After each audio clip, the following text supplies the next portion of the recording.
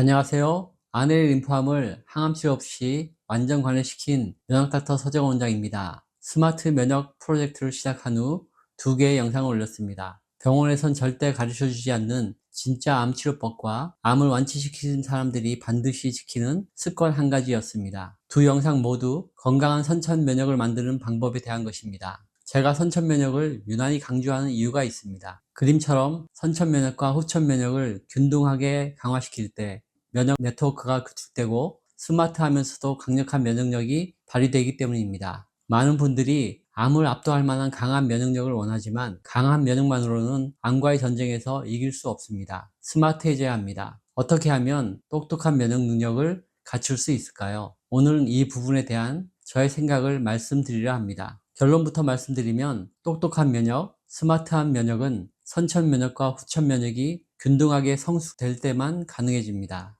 이 부분을 설명드리기 위해 선천면역과 후천면역에 대해 간략히 설명드리겠습니다. 선천면역은 외부 물질 혹은 병원균에 감염되기 전부터 가지고 있는 자연면역을 의미합니다. 인체의 물리적 방어 체계인 피부, 점막, 상피세포 및 점액 등이 이에 해당합니다. 선천면역에 관여하는 면역세포들은 항상 활성화되어 있거나 즉각적으로 활성화될 수 있는 상태입니다. 반면 후천 면역세포인 T세포와 B세포들은 별도의 활성화 신호가 필요합니다. 보통의 경우는 선천 면역세포의 신호를 받아서 후천 면역세포가 활성화됩니다. 의학계는 후천 면역세포를 활성화시키기 위해 백신을 이용하고 있습니다. 독감 예방주사가 대표적인 후천 면역 활성화 방법입니다. 암은 면역세포가 암세포를 방치해서 생긴 병입니다. 그래서 의학계에서는 후천 면역세포를 활성화시키기 위해 다양한 방식의 면역 항암제를 개발 중입니다. 그런데 의학계가 개발하는 방식엔 늘 배제되고 있는 영역이 있습니다. 바로 선천 면역 시스템입니다. 더 정확히 말하면 배제하는 정도에서 그치지 않고 도리어 선천 면역 시스템을 심각하게 손상시키고 있다고 표현하는 게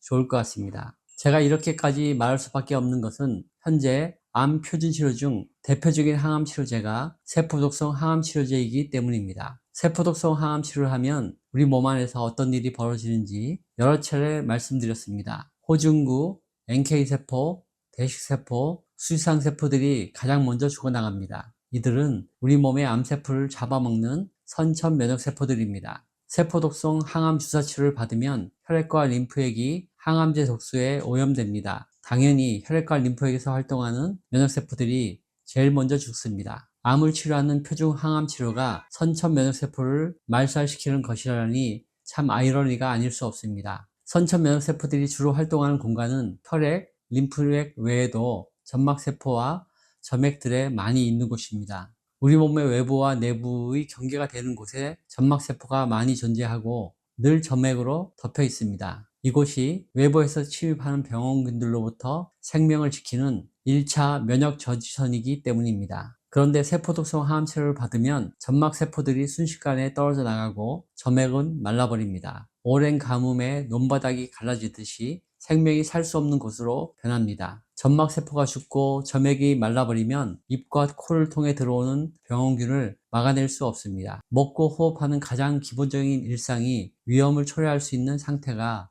되는 것이죠. 그래서 항암 치료를 받는 암 환자들은 반드시 익힌 음식을 먹어야 하고 실내든 실외든 늘 마스크를 착용하고 생활해야 합니다. 세포독성 항암 치료가 인체가 가진 촘촘한 면역 네트워크를 한순간에 무너뜨렸기 때문입니다. 늘 강조하는 것이지만 암으로부터 저와 여러분을 지켜주는 것은 항암제가 아닙니다. 선천 면역과 후천 면역의 촘촘한 면역 네트워크입니다. 더 상세한 내용은 병원에선 절대 가르쳐주지 않는 진짜 암치료법 영상을 꼭 시청하시고 이해하셨으면 좋겠습니다. 선천 면역 시스템이 무너지면 후천 면역 시스템도 무력화됩니다. 이 사실을 정확히 이해하는 사람이라면 세포독성 항암 치료를 중단할 텐데 알려주는 전문가가 거의 없습니다. 실상은 항암제에 대한 맹신이 대단합니다. 2기, 3기 암인데도 4기 암에서나 사용하는 더 강한 항암제를 앞당겨 사용하길 원하는 분들도 있는 실정입니다. 암을 축소시키는 데 집중할수록 세포독성 항암 치료에 더 의존하게 됩니다. 그 결과로 암을 치료하는 진짜 능력인 면역 네트워크가 무너지는 걸 방치하고 있는 상황이 저로선 정말 안타깝습니다. 세포독성 항암 치료를 받으면 그림처럼 선천 면역과 후천 면역이 모두 쪼그라듭니다.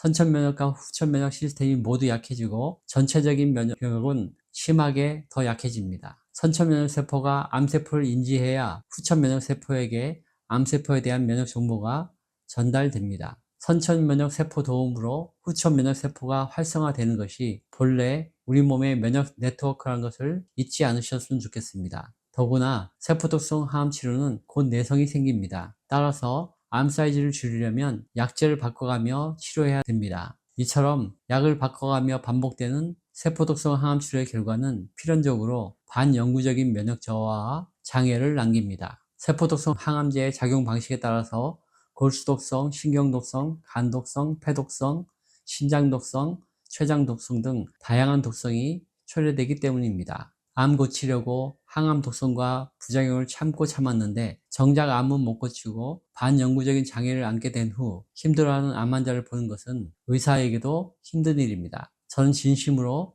세포독성 항암제 사용을 중단해야 한다고 생각합니다. 최근 2010년부터는 후천 면역을 강화하기 위해 만든 다양한 면역 항암제가 개발되어 암 환자에게 사용되고 있습니다. 면역 감문 억제제 키투르다와 유전자 조작 방식의 킴리아, 그리고 임상실험 단계를 차근차근 밟아가며 상용화를 준비하고 있는 항암 백신까지. 지난 영상 면역 항암제 키투르다, 암 표준 치료로 부족한 이유에서 면역 항암 치료의 부작용에 대해서 상세히 설명드린 바 있습니다. 면역 항암제의 부작용이 결코 경미하지 않고 여러 장기에서 다양한 부작용이 있을 수 있다는 점을 알려드렸습니다. 특히 사이토카인 폭풍 같은 면역 과잉 반응이 일어나면 심각한 위험에 처할 수도 있습니다. 면역 항암 치료제가 선천 면역에 대한 고려 없이 후천 면역만 높이는 방식이기 때문입니다. 저는 이런 방식의 면역 치료는 기형적인 치료라고 생각합니다. 더구나 많은 경우 면역 항암 치료는 세포독성 항암제와